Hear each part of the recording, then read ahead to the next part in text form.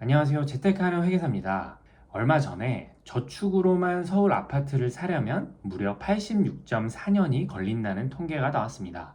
일관되지 못한 정부 정책과 급격한 금리 상승, 주택 공급 부족 현상 등 이런 여러 가지 문제들이 복합적으로 작용하면서 많은 분들이 내 집 마련에 더 큰 어려움을 겪고 있는 것 같은데요. 저 역시도 한동안 내 집 마련은 남의 이야기처럼만 멀게만 느껴졌었죠. 하지만 사회생활을 시작한 지 이제 거의 10년이 다 돼가는데 저도 드디어 생애 최초로 내 집 마련에 성공하였습니다. 그래서 이번 영상에서는 제 개인적인 내 집 마련 경험을 공유해드리고 내 집 마련할 때 미리미리 체크해두면 도움이 될 만한 사항들을 한번 간단하게 정리해보았습니다. 그리고 뒷부분에는 제가 어떻게 내 집 마련에 성공할 수 있었는지, 그리고 지금 같은 시기에 과연 내 집 마련을 하는 게 이 올바른 선택인지에 대한 개인적인 생각을 공유하고자 합니다. 영상 끝까지 시청하셔서 내 집 마련을 고민 중이신 분들께 조금이나마 도움이 되었으면 좋겠네요. 저는 내 집 마련을 위한 단계를 한 5가지 단계로 나누어 보았는데요. 첫 번째 단계는 현황 파악하기, 두 번째 작은 플랜 짜기, 세 번째 임장 다니기, 네 번째 계약 체결하기, 다섯 번째 이사 준비 및 잔금 치르기와 같이 5단계로 나누어 봤습니다.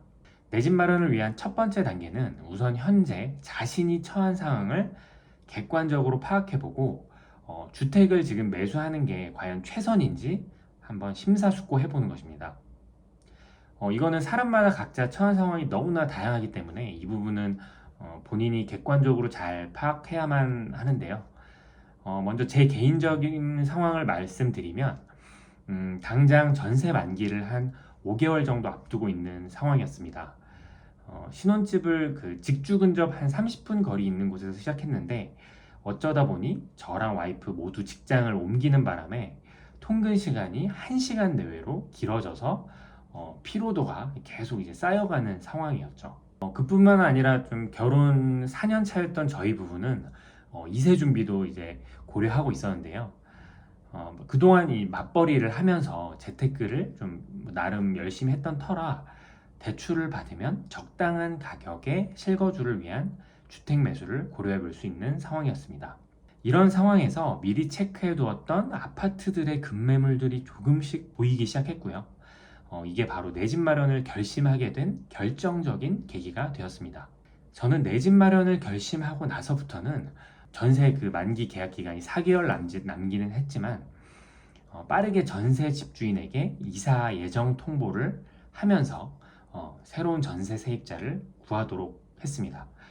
그 이유는 대부분 전세 집주인들이 그 새로운 세입자가 없으면 전세 보증금을 바로 내어줄 만한 형편이 못 되는 경우가 아주 많기 때문이죠. 그동안 자취를 10년 넘게 해봤던 저도 예전에 그 전세 보증금을 좀 늦게 받았던 경험이 있어서 이번에는 이사 통보를 빠르게 하게 되었고, 다행히도 새로운 전세 세입자도 빠르게 구하면서 전세 보증금을 제때 받을 수 있었습니다. 자신이 처한 상황을 판단하고 내 집 마련을 결심했다면 이제 두 번째로 구체적인 자금 플랜을 세워야 합니다. 주택 매수를 위한 자금은 크게 그 주택담보대출과 대출 이외의 가용자금으로 나눌 수 있습니다. 저의 가용자금은 그동안 투자했었던 주식과 그리고 회사 복지 차원에서 나오는 저금리 대출, 그리고 그동안 쌓인 회사 퇴직금과 IRP 개인연금이 최대한으로 활용할 수 있는 자금이었습니다. 참고로 퇴직금은 생애 최초 주택 구입과 같은 사유면 인출할 수 있긴 하지만 이때는 세금이 좀 높게 나오기 때문에 좀 아깝다는 생각이 들 수 있는데요. 저는 개인적으로 퇴직금을 직접 운용해서 수익률이 꽤 좋았었고, 그 세금을 전부 납부하고도 수익이 조금 남아 있었기 때문에 인출하기로 결심을 했습니다. 그리고 회사 퇴직금을 중도 인출하면서 이번에 새로 알게 된 사실인데, 회사 퇴직금이 DC형인 경우에는 중도 인출이 가능하지만 DB형인 경우에는 중도 인출이 안 되니까요. 이 부분은 미리미리 회사에 잘 체크해 보시기 바랍니다. 본인이 최대로 활용할 수 있는 가용 자금을 체크했다면 주택담보대출을 최대한 얼마까지 받을 수 있는지도 확인해 봐야 하는데요. 이 대출 한도는 각자의 소득 수준 그리고 신용도와 정부에서 올해 도입한 스트레스 DSR을 적용하여 책정되는데요. 우선은 이런 거를 따지기 전에 자신이 정부 정책 금융을 받을 수 있는 자격에 해당하는지 가장 먼저 확인해 볼 필요가 있습니다. 정부 정책 금융은 시중은행보다 저금리로 대출을 이용할 수 있기 때문이죠. 한국주택금융공사 홈페이지에 들어가셔서 각자 본인의 정보를 입력해 보시면 쉽게 확인이 가능합니다. 본인이 정책금융 자격에 해당되지 않는다면 시중은행 대출 한도를 한번 확인해 봐야 하는데요. 요즘에는 자신의 대출 한도가 얼마나 나오는지 인터넷 은행으로도 간편하게 확인할 수 있어서 굳이 은행에 가실 필요가 없습니다. 요즘 카카오뱅크 많이들 쓰시죠? 우선 카카오뱅크에 접속을 하시고 대출 상품 중에 주택담보대출로 들어가시면 나의 한도 확인하기 부분을 통해 간편하게 확인하실 수 있습니다. 다만 여기서 주의할 점은 이렇게 약식으로 확인했던 대출 한도를 100% 신뢰해서는 안 됩니다. 이 부분은 실제 서류 제출하고 나서 대출 실행하는 시점에서 그 개인의 신용도와 서류 심사 결과에 따라 한도가 바뀔 수 있기 때문인데요. 저 같은 경우에는 다행히도 그 미리 확인했던 한도보다 실제 서류 제출 후에 실제 한도가 더 크게 나와서 다행이었는데요. 그래도 이 부분은 미리 체크한 대출 한도보다 한 80에서 90% 수준에서 나올 거라고 예상을 하시는 게 좋고요. 또한 본인의 소득 수준을 고려해서 너무 과도한 이자 부담이 되는 건 아닌지도 꼭 한번 체크해 보시기 바랍니다. 이렇게 본인의 가용 자금과 대출 한도를 더하면 비로소 본인이 내 집 마련을 하는데 쓸 수 있는 총 가용 자금이 나오는데요. 그럼 이제 총 가용 자금 내에서 구매할 수 있는 주택을 찾아봐야 합니다. 우리가 주택을 구매하게 되면 따라오는 부대 비용들을 반드시 미리 따져봐야 합니다. 부대 비용에는 취득세, 국민주택채권 할인료, 등기비용, 법무사 보수, 그리고 중개사 보수, 이사 비용 같은 주택을 구입하게 되면 필수적으로 들어가는 부대 비용들이 있는데요. 이 부분은 구글에서 그 부동산 계산기를 검색하셔서 그 사이트에 들어가셔서 간단하게 미리 계산해 보실 수 있습니다. 이런 필수적인 부대 비용 이외에 또 개인마다 새로운 가전가구 구입 비용, 또 만약에 구축이라면 인테리어 비용이 들 수도 있죠. 이렇게 각자 상황에 따라 달라지는 부대 비용들이 있을 것입니다. 이 부분은 인터넷 서칭을 좀 해보시면서 미리미리 각자 본인의 상황에 맞는 예산을 책정해 두시면 되겠습니다. 지금까지 내 집 마련을 위한 두 번째 단계인 구체적인 자금 플랜을 짜는 방법에 대해 말씀드렸는데요. 저의 경우 다음과 같이 총 자금이 소요되었습니다. 부동산 가격에 따라 이 비율이 좀 차이가 날 수 있으니 참고용으로만 봐주시면 되겠습니다. 여기서 보시는 것처럼 부대 비용을 뺀 요 가격이 비로소 내가 구입할 부동산 가격의 최대 상한선인 거죠. 네. 다시 한번 말씀드리지만 이 가격이 최대 상한선이라고 생각하셔야 나중에 잔금도 치르고 부대 비용까지 무사하게 잘 치르실 수 있다는 점 꼭 명심하시기 바랍니다. 이 금액을 확인하셨다면 이 금액의 10% 정도는 본인의 가용자금을 이용해서 계약 체결할 때 바로 송금할 수 있도록 꼭 준비를 해두시고 이제 다음 단계인 임장 다니기로 넘어가시면 됩니다. 자, 내 집 마련을 위한 세 번째 단계, 이제 임장 다니기 단계인데요. 임장을 무턱대고 가시면 아무 도움도 안 될 뿐더러 그 시간과 에너지만 소모가 될 수 있으니 이 부분도 미리 계획을 잘 짜고 가셔야 하는데요. 먼저 그 본인만의 기준을 정하고 그 한번 임장 리스트를 쭉 만들어 보세요.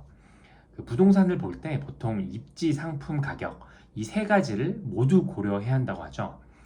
앞에서 우리가 구매할 수 있는 그 부동산 가격은 확인을 했으니 그 이제 임장 리스트 만드는 단계에서는 그 입지와 상품성을 중점적으로 보시면 됩니다. 입지를 살펴볼 때 고려해야 할 사항은 뭐 교통이라든지 직주 근접성, 그리고 주변 호재, 뭐 학군, 주변 환경 이런 것들이 있고요.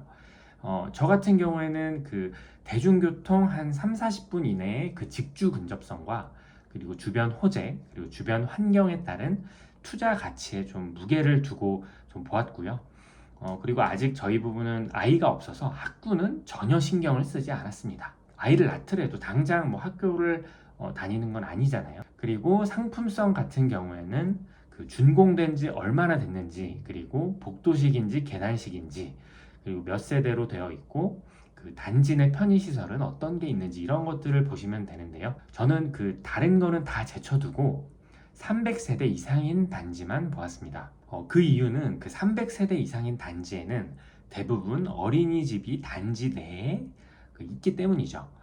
제가 첫 번째 단계에서 2세 준비를 한다고 말씀드렸었죠.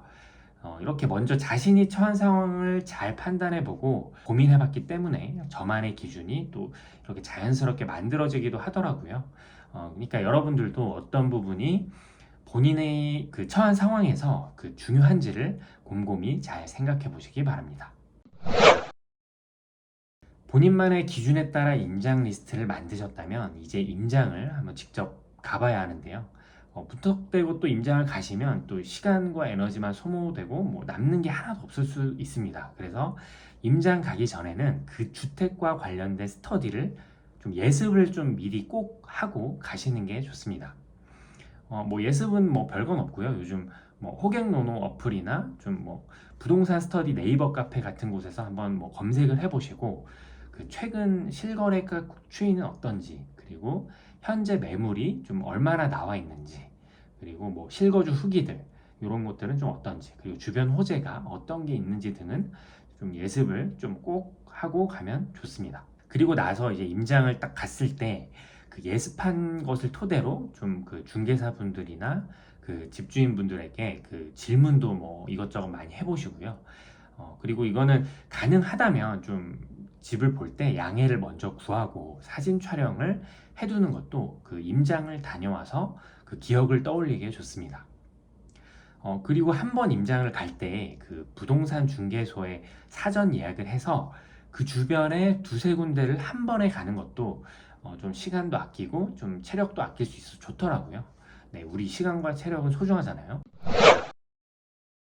네, 다음은 내 집 마련의 네 번째 단계인 그 계약 체결 단계입니다. 임장을 여러 군데 다니다 보면 서서히 그 후보군이 좁혀지게 되고 중개소에서도 이제 주기적으로 좀 연락이 오기 시작하는데요. 후보군이 좀 압축됐다면 중개소를 통해 그 이제 매매가 줄다리기를 좀 하다가 그 가격 협상이 되었을 때는 그 사전 계약금을 좀 바로 송금하게 됩니다.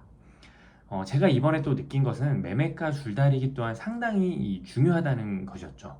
그 줄다리기를 하는 과정에서 한 1, 2천만 원이 왔다 갔다 하거든요. 이때 중요한 팁은 그 매도자가 처한 상황을 좀 중개소를 통해서 좀 면밀하게 파악해보고, 그리고 같은 뭐 아파트 단지라면 아파트 같은 단지 내에 매물이 좀 얼마나 쌓여 있는지, 그리고 좀 거래가 계속적으로 이루어지고 있는지도 좀 동시에 확인을 해봐야 합니다. 저 같은 경우에는 그 매도자가 신축 아파트에 당첨돼서 이사를 좀 반드시 나가야 하는 상황이었고요. 저희도 그 이사 날짜가 딱 정해져서 그 전까지는 계약을 어떻게든 체결을 하고 이사를 반드시 좀 나가야 하는 상황이었죠. 결과적으로는 밀당을 그렇게 오래 하지는 못하고 그 최근 실거래가랑 비교해 봤을 때 적당한 가격으로 합의가 되었습니다. 그래도 실거래가랑 그 매물 상황을 계속해서 확인했기 때문에 그 처음 호가보다는 그 한 3천만 원 가량 낮춰서 계약을 체결하게 돼서 개인적으로는 나름 만족했던 것 같네요. 네, 이렇게 그 사전 계약금을 미리 송금했다면 이제 중개인과 약속 날짜를 잡고 부동산 중개소에서 매도인과 만나 본 계약을 체결해야 하는데요.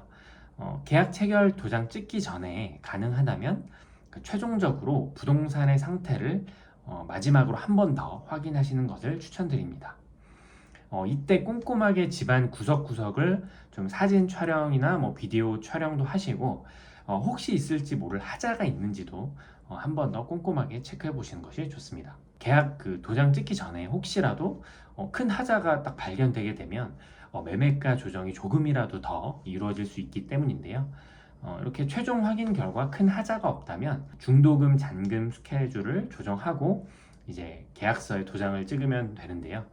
이때 또 주의할 사항은 그 본인의 가용 자금으로 중도금을 치를 수 있도록 그 중도금을 좀 최소한으로 좀 조정을 하시고 최종적으로는 그 주택담보대출을 받아서 잔금을 치르는 스케줄로 맞추셔야 합니다. 저처럼 그 전세보증금을 받고 그걸 갖고 잔금을 치러야 해서 그 잔금 일정에 좀 동시에 이사하시는 분들도 종종 계실 텐데요. 이때 시간 스케줄을 잘 짜셔야 사고가 안 생깁니다. 저는 그 전세 집주인에게 잔금 일자에 그 늦어도 오전 10시 전까지는 이삿짐을 제가 모두 뺄 테니까 전세 보증금을 입금을 한 10시 전까지는 꼭 입금해달라고 미리미리 좀 부탁을 드려놨고요.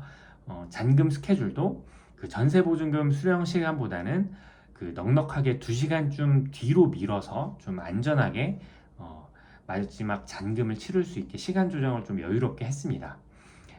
다행히 새로운 전세 세입자도 이미 다 구해놨던 상태라 그 전세 보증금을 제 시간에 받고 그 매매가 잔금을 좀 또 무사히 잘 치를 수 있었습니다.